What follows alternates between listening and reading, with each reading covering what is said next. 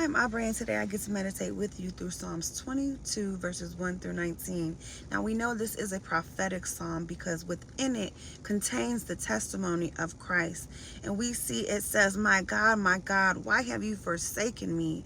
This is something that Christ said on the cross. But David is saying this here as well. He's going through this in real life. He's saying, Lord, I feel alone.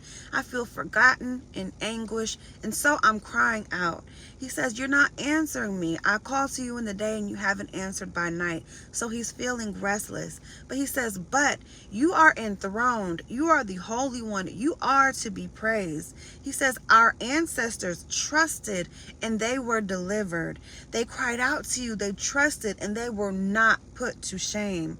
He says, but as for him, he is as low as a worm, scorned, despised, mocked, insulted, ridiculed.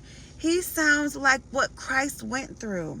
He says they're mocking his trust in the Lord because they're saying, let the Lord save him, since the Lord delights in him. He says, but you, Lord, from the womb to my mother's breast, I have been in your hands and I have been trusting in you. And so I asked myself, I said, Lord, why would you be here in this moment with David on the cross? And he just shows here that he is the answering salvation, as David can declare that God was with him from the womb. So Christ is able to declare that he saw David in Psalms 22 on the cross. And David says, I was placed on you from my mother's womb. You've always been my God. He said, stay near me. Trouble is near. No one is to help. He says there's bulls of strength and dominance and aggression, possibly giants or arrogant kings. They're proud, lofty, exalted against the Lord. These are oaks of Bashan. See Isaiah 2. They're lions tearing with their mouths wide open. He says, I'm being poured out like water. My bones are out of joint. My heart is melted like wax. I have a dry mouth in the dust of death. This sounds exactly like what Christ went through.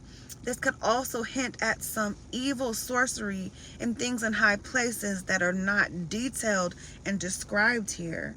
He says he's encircled by villains and dogs, and they pierce my hands and feet. Come on, this is Christ 100. He said people stare and gloat at my bones on display. They're gambling and they're dividing my clothes. It's like their haughty and mannishly demonic inclinations are fighting for scraps while dishonoring the anointed. I'll continue.